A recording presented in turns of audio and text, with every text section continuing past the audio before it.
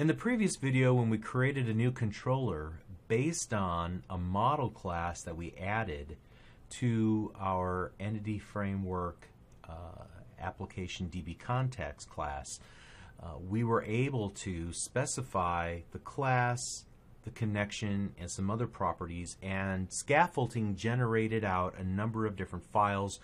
We got one controller class and then 5 additional views for basic CRUD operations on our model class, our to-do class. And so you saw how we were able to specifically, let's forget about the data access portion of it and just focus on the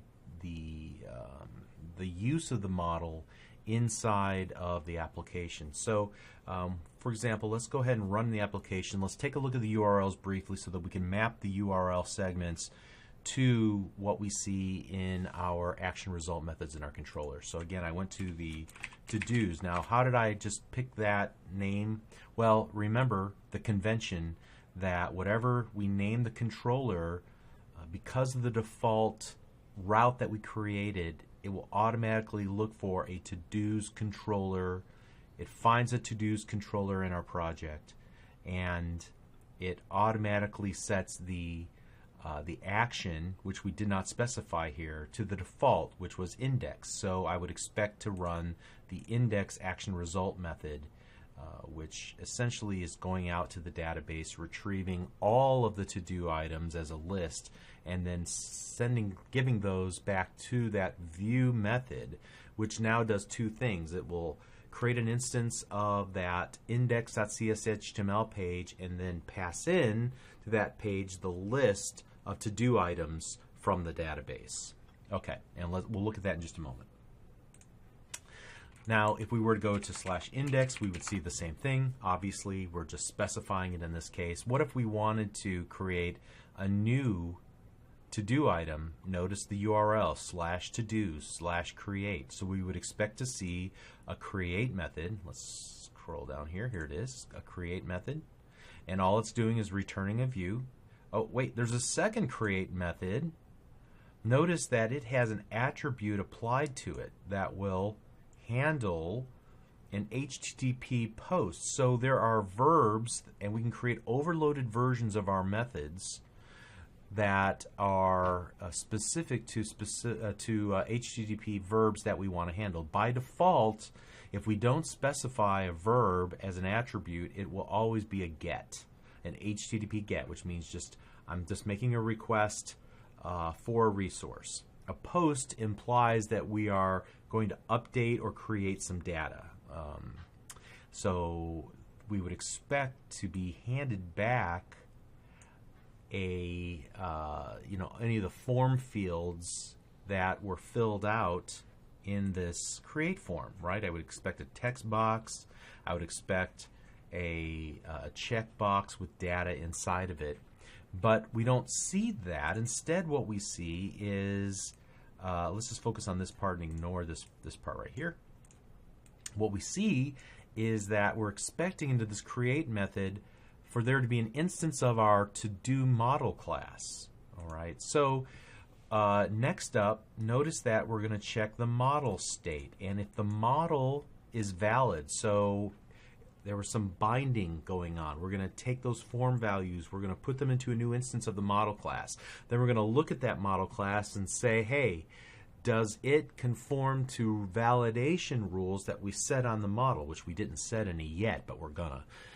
And if it's valid, if it doesn't violate any of the constraints that we added to that model class, then we'll go ahead and continue on with the remainder of the controller logic to basically create a new, to add that model to our set of models in our database, and then save those changes into the database, and then we're going to redirect back to the index action result method of the same controller, and we do that in that line. So all those things we talked about, the responsibilities that we would assign into a controller, you can see them, most of them represented here in this simple scenario.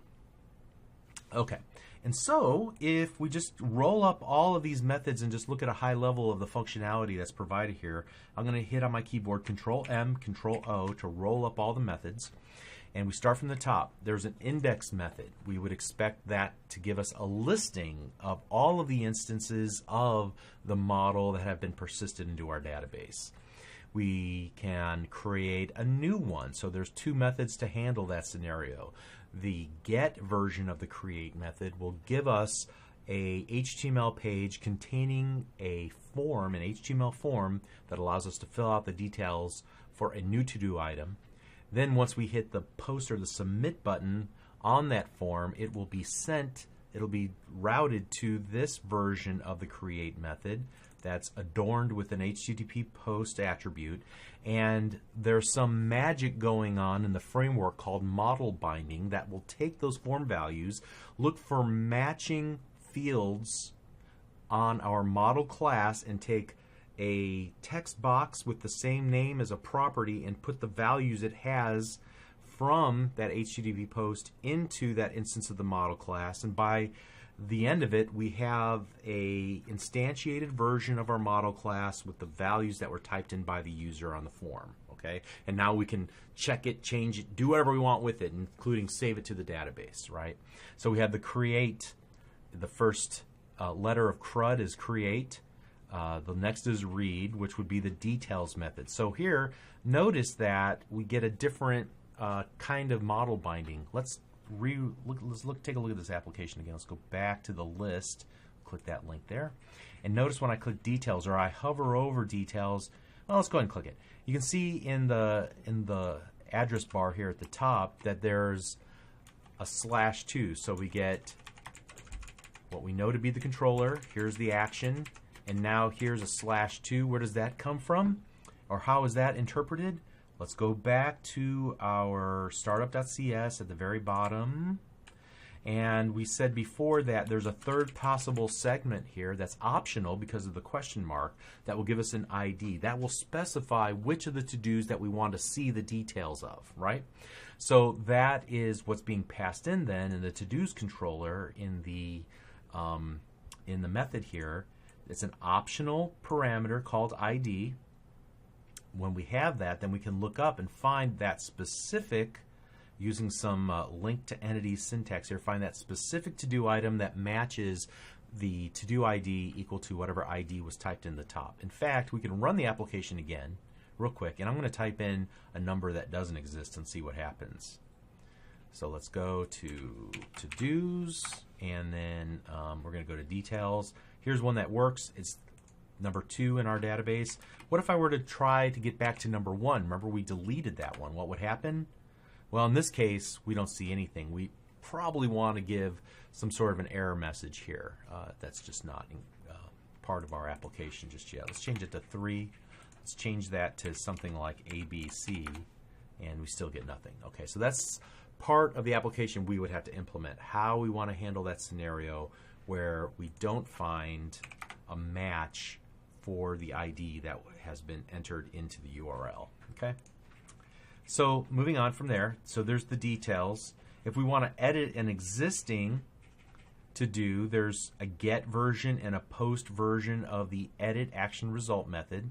The edit get method will pass in just the ID, and that will pretty much do what the details did, where we retrieve an instance from the database and then pair it up with the edit view that has form fields, and we'll just give it the values and put those inside of the view, and we'll look at that in the next video. And then here's a delete. We get a get for the delete, and then what happens after the deletion is confirmed. We have another method for that. Notice that in this case, we don't have a method called delete and another method called delete with the HTTP post only. We gave it a different name, and then we set the action name in an attribute. So there's a bunch of different ways to do that. We'll talk about that later. Then there's a helper method, to do exists. You can see how that's used later on. We're not going to get to that. But this, we get all of that functionality just by typing in, making a few selections in that little add controller dialogue and then making a few selections, and the next dialogue that pops up, and it generates all of this code and all of this code. Let's take a look at, for example, the index page. We're going to see a more complicated example of some Razor syntax here. Here, we see the model binding and how it happens. So in our to-dos controller for the index, notice what we see, a different version of view. Formerly, we only saw view used like that, right? But now we want to actually pass data to the view for display. Now, we could have chose to put it in one of those view data dictionaries like we looked at previously, but model binding will allow us to work with the data in a strongly typed fashion. We look at a strongly typed view definition, this index.cshtml, and notice at the very top it has this directive, @model, and the data type that we're expecting to be passed in is an IEnumerable, or a list of our to-do class. So now, anywhere we want to access the model class, we can just use, for example, this would probably be let's look at the details page for a better example of this, but here we're expecting to have a list of models. We can iterate using a for each statement and add a row to an HTML table for each instance of to-do in our database. So that's what creates each of the lines. We only saw one, but if there were three, we would see three listed there because we're just adding rows to an existing table using for each statement. So we're able to act on each instance of the list of to-do. In this case, I'm using here item.todoID.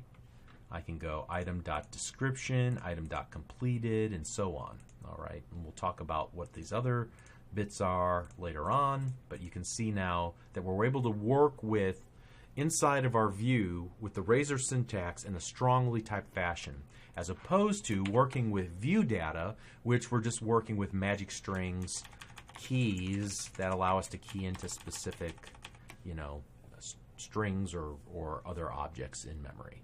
Okay. So let's stop for now, and we'll pick it back up in the details and edit. We'll walk through each of these, but hopefully you can see the power of the model and how the model is automatically bound to a view, and we can work with the data inside of that model in a strongly typed fashion as we